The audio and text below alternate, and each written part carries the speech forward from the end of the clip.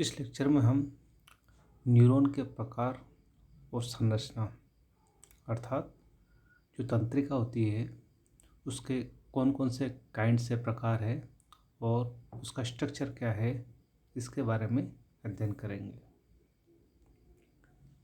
हम जानते हैं कि उच्च स्तर के जो जीव होते हैं जैसे मैमल्स, उनका शरीर कई अंगों और तंत्रों से मिलकर बना होता है। तो तंत्रों की हम बात करें तो एक तंत्र होता है तंत्रिका तंत्र, सिस्टम, नर्वस सिस्टम जिसे बोलते हैं। नर्वस सिस्टम का कार्य क्या होता है कि सूचनाओं को एक स्थान से दूसरे स्थान तक पहुंचाना। नर्व जो होती है तंत्रिकाएं, वो ये कार्य करती है कि शरीर के एक भाग से दूसरे भाग तक सूचनाओं को तंत्रिका आवेग के रूप में पहुंचाती है। और सूचनाओं का ये आदान प्रदान इसलिए आवश्यक होता है ताकि शरीर के जो विभिन्न पार्ट्स होते हैं, विभिन्न अंग है, विभिन्न ऊतक है और विभिन्न सिस्टम है, उनमें आपस में कोऑर्डिनेशन हो सके। तो नर्वस सिस्टम जो होता है ये न्यूरॉन से मिलकर बना होता है। न्यूरॉन जिसे तंत्रिका कहते हैं।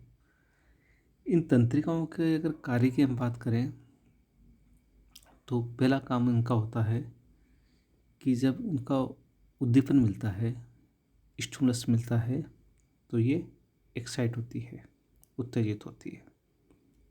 और उत्तेजित होने के बाद ये दूसरा काम ये करती है कि जो इम्पल्स होती है, आवेग होता है, उसका संचरण या कंडक्शन का कार्य करती है। तो नर्व्स दो तरह का काम करेगी। पहले ये इम्पल्स या आवेग मिलने पर स्टिमुलेट होगी, उत्तेजित होगी, उसके बाद उस आवेग को, उस इम्पल्स को आगे संचारित करेगी।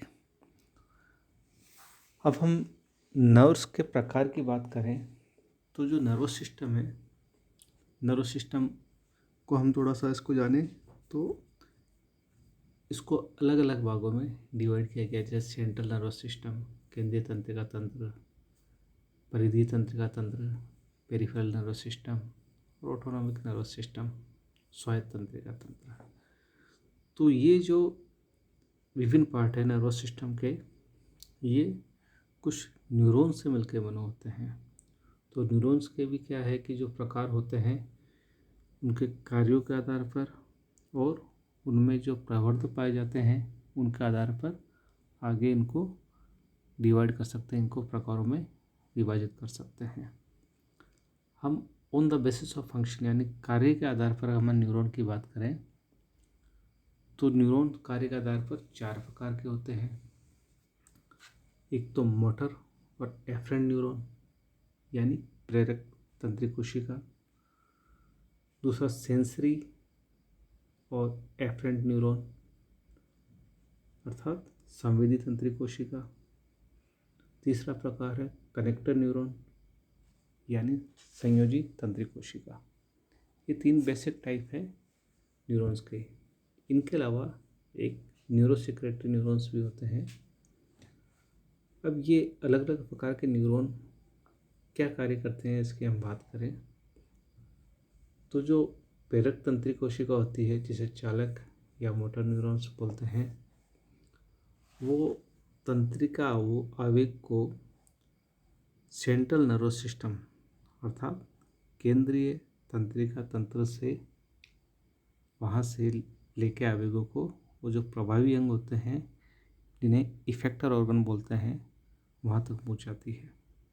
तो इफेक्टर ऑर्गन कैसे होते हैं जैसे मसल, ग्लैंड, ग्रंथियाँ अलग अलग, ये कार्य करती है कि आवेगों को सेंट्रल नर्वस सिस्टम से लेकर इफेक्टर ऑर्गन्स तक पहुँचाती है।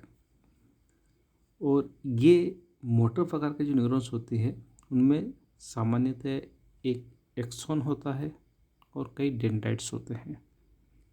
दूसरा प्रकार है सेंसरी और एफरेंट न्यूरॉन, संवेदी तंत्रिका कोशिका। ये जो संवेदी न्यूरॉन्स होती है ये इम्पल्स को या आवेगों को जो रिसेप्टर ऑर्गन होते हैं, ग्राही अंग होते हैं, वहाँ से सेंट्रल नर्वस सिस्टम तक पहुंचाते हैं।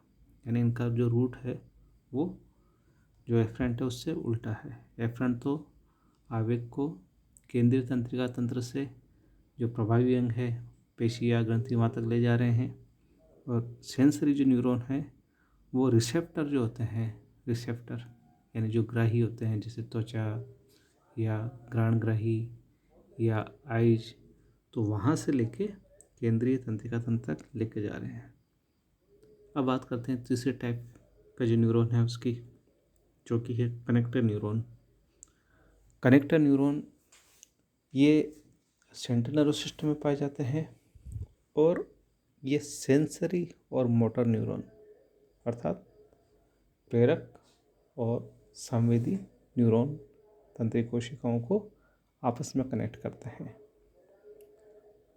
इनमें इनका जो सोमा होता है उससे कुछ छोटे छोटे प्रवर्ध निकले हुए रहते हैं। तो मोटर और सेंसरी न्यूरॉन को जो आपस में कनेक्ट करने का कार्य करते हैं उनको संयोजी या कनेक्टर न्यूरॉन्स कहते हैं। उसके बाद चौथा प्रकार का जो न्यूरॉन है वह है न्यूरोसेक्रेटरी न्यूरॉन। न्यूरोसेक्रेटरी न्यूरॉन का जो संबंध होता है वो सिक्रेशन से होता है।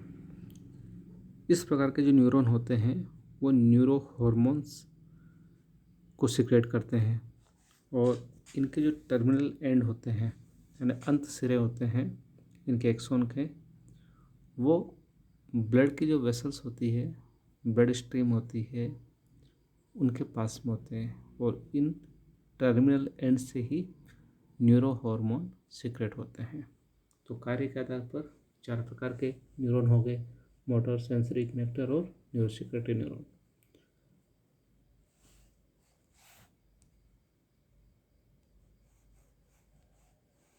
ये मोटर न्यूरॉन है जिसका स्ट्रक्चर करने की बात की, इसमें सामान्यतः एक सोमा होता है, सोमा से डेंड्राइट निकले रहते हैं, और एक एक्सोन होता है। सेंसरी न्यूरॉन इस तरह का होता है, सोमा से एक एक्सोन निकलते हैं जो 2 भागों में डिवाइड होते हैं, और ये कनेक्टर न्यूरॉन होते हैं। इसके बाद हम बात करते हैं on the basis of number of processes, यानी जो इससे न्यूरॉन से जो प्रवर्ध निकलते होते हैं उनके आधार के ऊपर भी इनको आगे क्लासिफाई किया जा सकता है। तो प्रवर्ध के आधार पर यूनिपोलर या एक ध्रुवीय, बाइपोलर या द्विध्रुवीय, मल्टीपोलर या बहुध्रुवीय, या एपोलर जिसमें कोई ध्रुव नहीं होता है, ये 4 प्रकार के न्यूरॉन पाए जाते हैं। सबसे पहले हम बात करते हैं यूनिपोलर न्यूरॉन अर्थात एक ध्रुवीय तंत्रिका कोशिका की। इनका जो सोमा होता है कोशिका का उससे एक प्रवर्ध निकलता है। द्विध्रुवीय या बाइपोलर न्यूरॉन जो होते हैं ये स्पिंडल शेप के होते हैं, और इनमें जो सोमा का जो विपरीत सिरे होते हैं उनसे 2 प्रवर्ध निकले हुए होते हैं, अपोजिट एंड से 2 प्रवर्ध निकले हुए होते हैं। फिर तीसरा प्रकार है जो मल्टीपोलर न्यूरॉन। इनमें सोमा या कोशिका से कई प्रवर्ध निकलते हैं, और इन कोशिकाओं में कई छोटे छोटे डेंड्राइट होते हैं, और सामान्यतः एक लंबा एक्सोन निकला हुआ रहता है। फिर चौथा प्रकार है एपोलर। तो एपोलर जो होता है ये एम्ब्रियोनिक न्यूरोएक्टोडर्म, जो भ्रूण में जो न्यूरोएक्टोडर्म पाई जाती है उनमें पाई जाने वाली ये तंत्रिका कोशिका होती है, जिनमें कि प्रवर्ध का विकास उस स्टेज तक नहीं हुआ होता है। इस डायग्राम के माध्यम से हम इन अलग अलग प्रकार को समझ सकते हैं। फर्स्ट है यूनिपोलर। ये यूनिपोलर है जिसमें कि एक प्रवर्ध निकला है, ये सोमा है, सोमा से एक प्रवर्ध निकला है। बाइपोलर में ये 2 प्रवर्ध या 2 प्रोसेस निकले हुए हैं, और इधर ये मल्टीपोलर है, मल्टीपोलर में कई प्रोसेस निकले होते हैं। ये सूडो यूनिपोलर में क्या होता है कि एक पहला प्रवर्ध निकला रहता है और वो आगे 2 में डिवाइड हो जाता है। तो ये प्रोसेस यानी प्रवर्धों की संख्या के आधार पर ये प्रकार होते हैं न्यूरॉन के। अब इसके हम आगे बात करते हैं फंक्शनल आर्किटेक्चर ऑफ न्यूरॉन कि जो न्यूरॉन है उसकी जो संरचना है, कार्यात्मक संरचना क्या होती है, इसकी हम बात करें तो सबसे पहले हम समझते हैं कि न्यूरॉन क्या है। न्यूरॉन या तंत्रिका कोशिका क्या होती है, इसकी हम बात करें तो न्यूरॉन जो होता है वो मॉर्फोलॉजिकल और फंक्शनल इकाई होता है नर्वस सिस्टम की। Neuron is the morphological and functional unit of nervous system. तंत्रिका तंत्र का जो आकारिकीय और कार्यात्मक जो इकाई होती है वो न्यूरॉन ही होता है। जैसे हम समझते हैं, हमने जब सेल के बारे में जाना तब पता चला कि जो सेल है structural function unit of body है, तो यहाँ नर्वस सिस्टम की जो फंक्शनल और मॉर्फोलॉजिकल यूनिट है वो न्यूरॉन होती है। ये जो न्यूरॉन है वो ब्रेन और स्पाइनल कॉर्ड यानी मस्तिष्क और मेरुरज्जु का जो ग्रे मैटर होता है, घुसर द्रव्य होता है, उसमें पाया जाता है। और ये क्रेनियल और स्पाइनल नर्व के गेंगलिया में पाया जाता है और ऑटोनॉमिक सिस्टम में भी पाए जाते हैं। न्यूरॉन के हम स्ट्रक्चर की हम बात करें, इसकी संरचना की बात करें तो इसको सबसे पहले दो भागों में डिवाइड कर सकते हैं। एक तो सेल बॉडी या सोमा और दूसरा नर्व सेल प्रोसेस यानी प्रवर्ध। सेल बॉडी या सोमा की हम बात करें तो उसको पेरिकैरियन भी कहा जाता है। ये एक कंप्लीट सेल की तरह होता है। ये कंप्लीट न्यूरॉन के जो एक तरह से कोशिका होती है उसके समान ही होता है, क्योंकि इसमें बहुत से कोशिकांग पाए जाते हैं जैसे nucleus, nucleolus, mitochondria, Golgi complex. इनके अलावा न्यूरोफाइब्रिल्स जो प्रोटोप्लाज्मिक थ्रेड्स होते हैं, निसल बॉडीज़ जो कि बेसोफिलिक होते हैं और राइबोन्यूक्लियर प्रोटीन के बने होते हैं, एंडोप्लाज्मिक रेटिकुलम और आदि ये इसमें पार्ट पाए जाते हैं। इनमें सेंट्रियोल भी पाया जाता है, लेकिन नर्व कोशिकाएं इनमें सेल डिवीजन नहीं पाया जाता है। सेंट्रियोल का काम होता है सेल डिवीजन में, लेकिन इन कोशिकाओं में सेंट्रियोल होते हुए भी कोशिका विभाजन नहीं होता। इनके अलावा सोमा जो भाग है सेल बॉडी, जिसमें कुछ पिगमेंट भी पाए जाते हैं और ये पिगमेंट दो प्रकार के होते हैं। एक तो मेलेनिन जो कि डार्क ब्राउन या ब्लैक होते हैं, और दूसरा लिपोक्रोम ग्रेन्यूल जो कि येलो या ऑरेंज होते हैं। और सामान्यतः ये ऑटोनोमिक गैंग्लिया के सेल्स में और एक्सोन का जो हिलक वाला पार्ट है उसमें पाए जाते हैं। इनके अलावा साइटोप्लाज्म में इनमें न्यूरोफाइब्रिल भी पाए जाते हैं और इनके साइटोप्लाज्म को न्यूरोप्लाज्म कहा जाता है।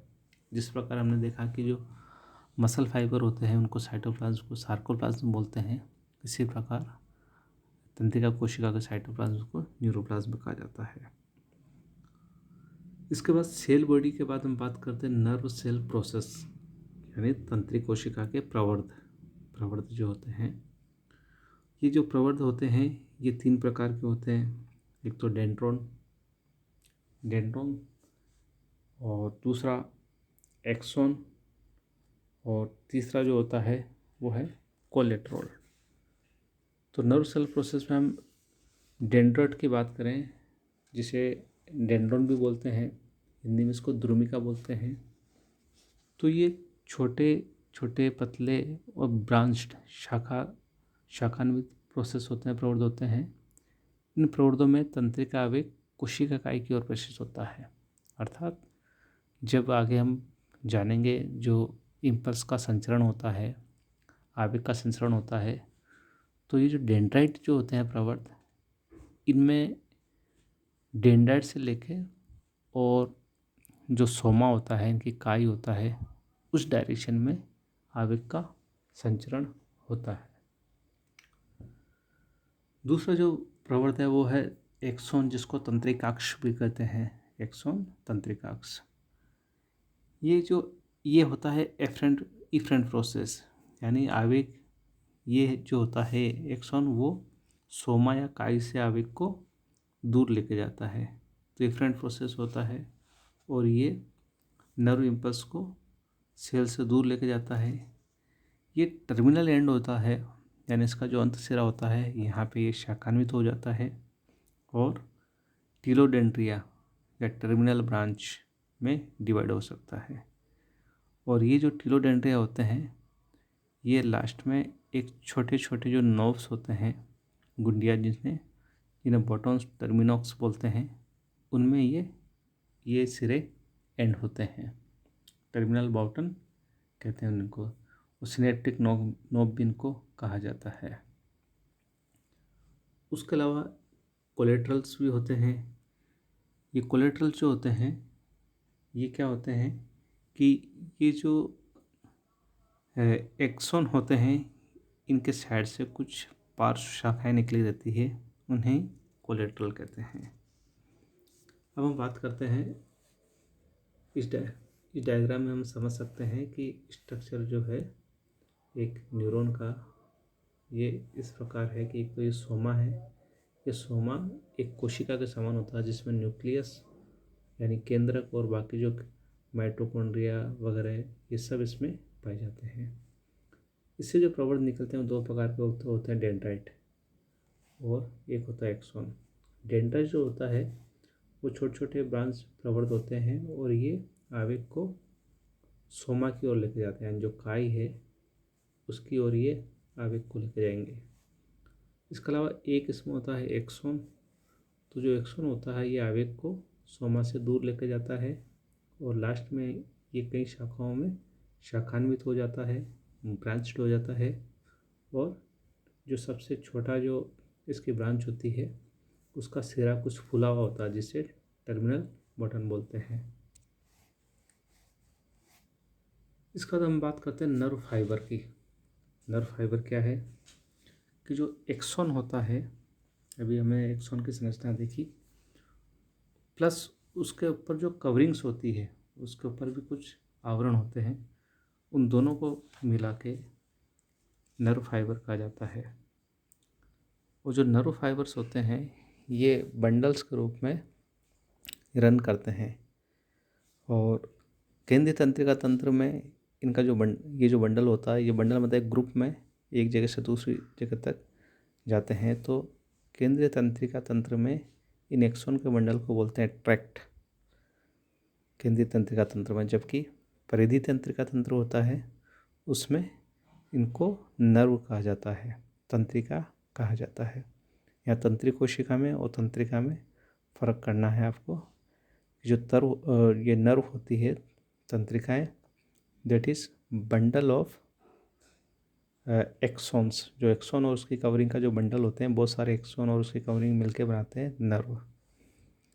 अब ये नर्व फाइबर्स होते हैं ये दो प्रकार के होते हैं, एक तो माइलिनेटेड और दूसरा नॉन माइलिनेटेड। माइलिनेटेड जो होते हैं नर्व फाइबर, उनमें क्या होता है कि ये सबसे पहले हम बात करें तो ये कहाँ पाया जाता है। ये वाइट मैटर जो होता है केंद्रीय तंत्रिका तंत्र का, उसमें पाया जाता है। क्रेनियल नर्व्स यानी कपाली तंत्रिकाएँ, स्पाइनल नर्व्स, ये मेनली माइलिनेटेड नर्व फाइबर से ही मिलकर बनी होती है। और ये माइलिनेटेड जो नर्व फाइबर जो होते हैं इनमें क्या होता है कि मज्जा का जो आच्छद यानी माइलिन शीथ पाई जाती है। माइलिन शीथ जो होती है वो क्या होती है कि एक सेंट्रल कोर यानी एक्सॉन और उसके चारों ओर एक माइलिन शीथ का जो कवरिंग होता है ये मिलकर इसको बनाती है माइलिनेटेड नर्व फाइबर को। इसमें जो साइटोप्लाज्म होता है एक्सॉन में उसको बोलते हैं एक्सोप्लाज्म, और जो एक्सॉन की मेम्ब्रेन होती है उसको बोलते हैं एक्सोलीमा। तो जो एक्सॉन में जो साइटोप्लाज्म है उसको एक्सोप्लाज्म और एक्सोलीमा उसकी मेम्ब्रेन को बोलते हैं। माइलिन शीथ होती है वो एक तरह से लेमिनर स्ट्रक्चर होता है जो कि लिपोप्रोटीन यानी लिपिड और प्रोटीन की मिलकर बनी होती है। और ये जो लेमिली होती है वो एक तरह से घेरे के रूप में कॉन्सेंट्रिकली लिपटी हुई रहती है एक्सोन के चारों ओर।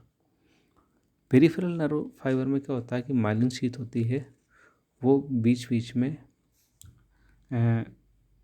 बीच में एक्सोन के कुछ हिस्से होते हैं बीच बीच में जहाँ की माइलिन शीथ नहीं होती है, उसको बोलते हैं नोड्स ऑफ रेनवियर। ठीक है, यहाँ पे रेस्टिंग और एक्शन पोटेंशियल इन्हीं जो जगह होती है वहीं पर लिमिटेड होता है। ये रेस्टिंग और एक्शन पोटेंशियल क्या होता है इसके बारे में हम आगे बात करेंगे। जो माइलिन शीट जो होती है वो चारों ओर एक इंसुलेटिंग जैकेट यानी जो आवृत्ति जो जैकेट होती है उसका कार्य करती है ताकि इनकी एफिशिएंसी बढ़ जाए। और माइलिन जो फाइबर होते हैं ये क्रेनियोस्पाइनल के चारों ओर जो होते हैं डेलिकेट शीट के रूप में होते हैं। और ये जो शीट होती है वो चपटी न्यूक्लिएटेड कोशिकाएं जो होती हैं जिनको स्वान कोशिकाएं कहते हैं उनके चारों लिपटने से ये बनती है। तो इस प्रकार माइलिन जो शीट होती है ये स्वान कोशिकाओं के लिपटने से बनी हुई लिपोप्रोटीन की एक शीट होती है। अब जो दूसरा प्रकार है वो है नॉन माइलिनेटेड या ग्रे नर्व फाइबर। ये जो नॉन माइलिनेटेड होते हैं जिनमें मज्जाच्छेद नहीं होता है, ये छोटे होते हैं और इनमें माइलिन शीथ या मज्जाच्छेद नहीं पाया जाता है। इनमें का जो एक्शन होता है वो सिंसिशियल यानी बहुकेंद्र की न्यूक्लिएटेड स्वान कोशिकाओं का जो लेयर होती है उससे लिपटा रहता है, लेकिन यह माइलिन शीथ नहीं पाई जाती है। और ऑटोनोमिक जो गैंग्लिया होते हैं उनके जो एक्सोन होते हैं वो उसी प्रकार के होते हैं यानी नॉन माइलिनेटेड प्रकार के होते हैं। यहाँ पे हम इस डायग्राम में माइलिनेटेड और नॉन माइलिनेटेड जो न्यूरॉन है उनको देख सकते हैं। माइलिनेटेड में ये माइलिन शीथ है, ये माइलिन शीथ में बीच में यहाँ पे एक गैप है जिन्हें रेनवियर के नोड कहते हैं, नोड्स ऑफ रेनवियर कहते हैं। जबकि नॉन माइलिनेटेड जो होती है न्यूरॉन उनमें ये माइलिन शीथ नहीं पाई जाती है। तो ये डिफरेंस होता है माइलिनेटेड और नॉन माइलिनेटेड न्यूरॉन्स में।